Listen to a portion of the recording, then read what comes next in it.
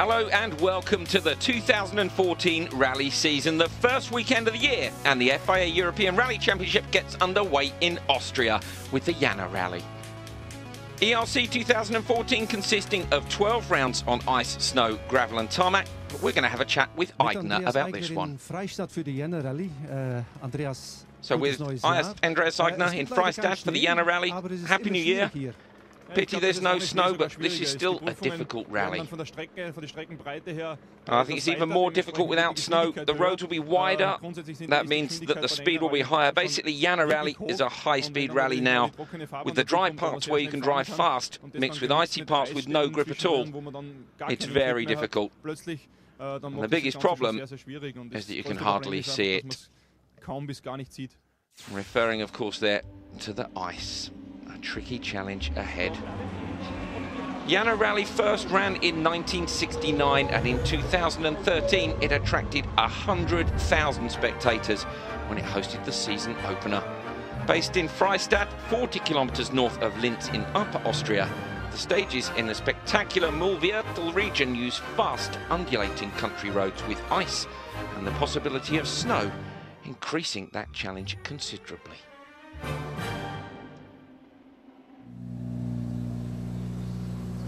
Qualifying stage then, the opening business for the drivers to decide their running position on the road. You can see their Kubica on studded tyres, back in the European Rally Championship.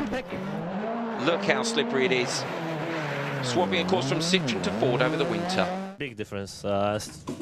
Starting already with the driving position, it's completely different. Also the characteristic of the car is different, characteristic of the engine, so are completely two different cars, and that's why for sure I will need some time to adapt, but yeah, that's why we are here, to have, you know, this opportunity to test, and here in Janner there can be big lottery with the weather, so that's good. Kajetanovic also on a big push. He's in a Fiesta, but this one is an R5 spec car, 4 times Polish rally champion. In theory, more power than the regional rally car. It's got a bigger turbo restrictor. Second fastest on the qualifying stage, 0.9 behind Kubica. Robert is my friend. He's from Poland. He has the same sponsor, so I kept fingers for him. We'll see. So, but of course we can fight. Yeah, with all of them, with very fast drivers. Very friendly before the flag drops, isn't it? Beppo Harash in a Mitsubishi Lancer Evolution 9 R4, third fastest on the stage, 1.2 behind Kubica. Very fast last year in Janner, finished 5th overall and won the production cup. This is Václav Pech, Mini S2000, so S2000 spec car, 1.6 turbocharged engine. Reigning Czech champion on studs as well, 4th fastest, 1.4 seconds down. Raymond Baumschlager, Austrian driver in the Fabia S2000. 3-time winner of this champion, multiple Austrian champion as well. These are brand new tyres. Pirelli has entered with homologated ERC tyres. Nobody's used them yet except during testing. So it's interesting. I hope the tyres surprise me in a positive way. Andreas Aigner in a Peugeot 207 S2000, reigning European production car champion in his first rally in this car, 10th fastest, but he chose slicks when the others were on studs. On to the selection process then. Kubica, after going fastest on the qualifying stage, gets first choice for leg 1 and chooses to go 12th on the road. A little surprising until you find out the reason why later. Kajetanovic chooses to go 6th on the road. Tricky decision with random weather ahead. Now, some of the drivers after qualifying stage went to the Wiedesenbahn Museum, a museum celebrating the famous horse-drawn railway that dates back to 1832 and was used by the Habsburgs. Rather less horsepower than this weekend.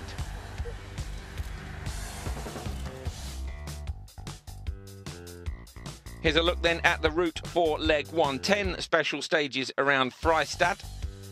A loop of 3 repeated twice, followed by a loop of 2 repeated twice. Partly cloudy, but with low temperatures early on, and possibly in the evening too. as the stages run towards and into the darkness. Early morning then in Freistadt, temperatures above 0 degrees C, but road conditions extremely tricky. Lots of parts of the road are covered with ice. Here's a look at that first loop of 3 stages, stage length varying from 8 kilometres up to a little under 19.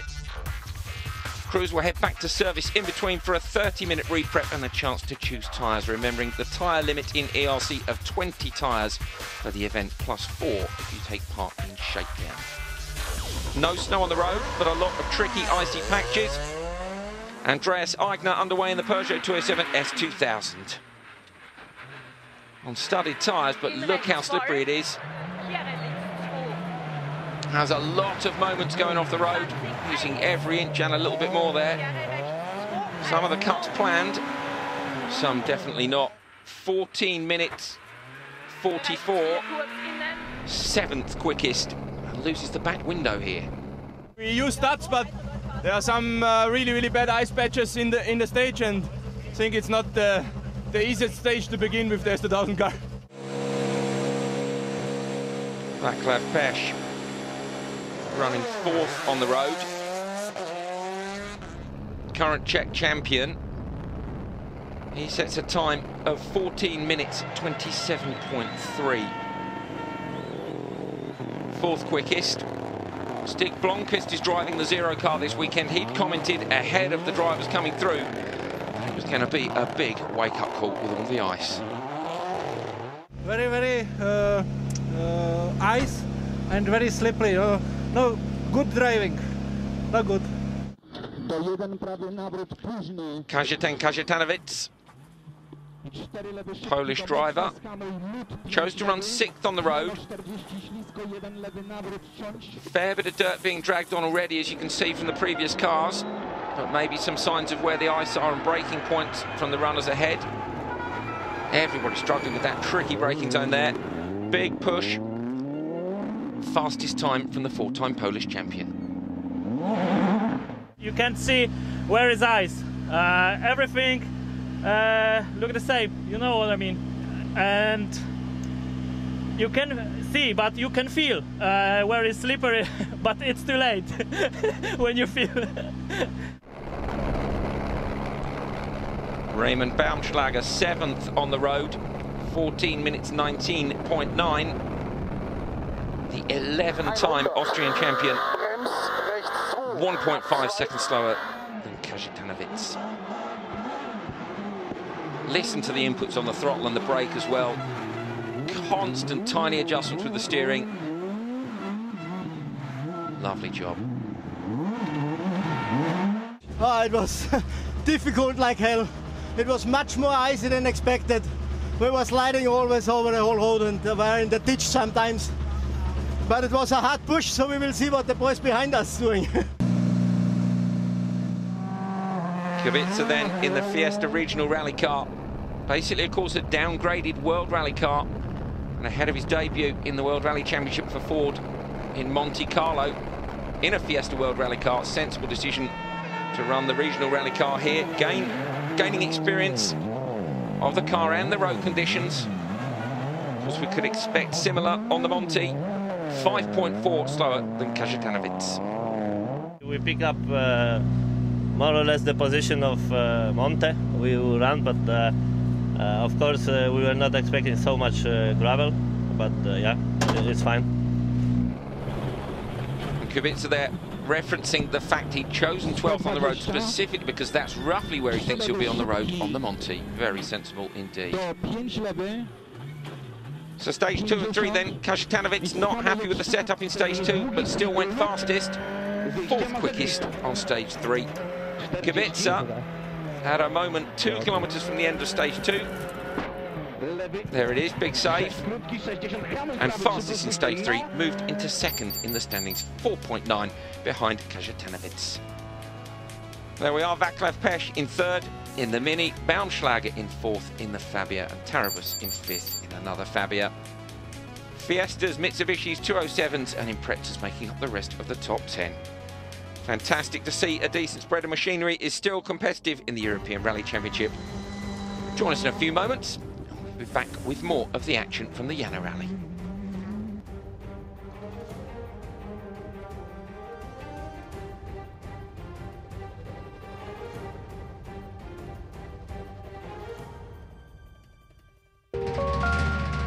The European Rally Championship has a very special guest for the first round in Austria, 2000 and 2002 World Rally Champion, and in my opinion, a legend, Marcus Gronholm. It's the first time that Marcus has been to the ERC. It feels quite relaxed. Maybe the drivers are not so relaxed because the conditions are quite difficult with ice on the road and so, but otherwise, I think it's a really nice rally.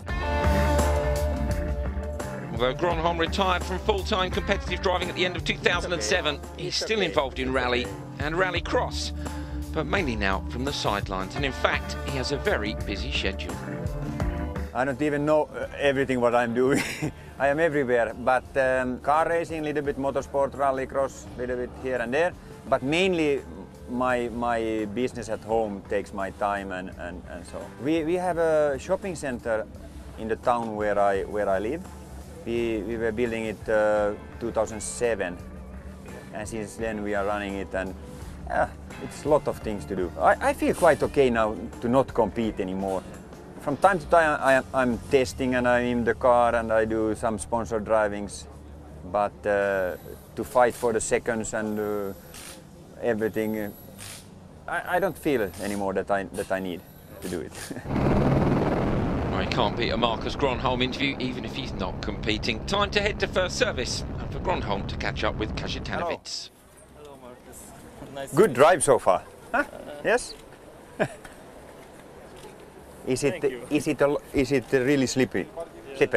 But I think it's really clever drive. So, Robert, hello. Hi. How are you? Good? Okay. Nice to see you. Hello. Hello. And? Yeah, difficult. First time with studies. Yeah. And Really the first time? Yeah, yesterday. No test, nothing? Nothing. Okay.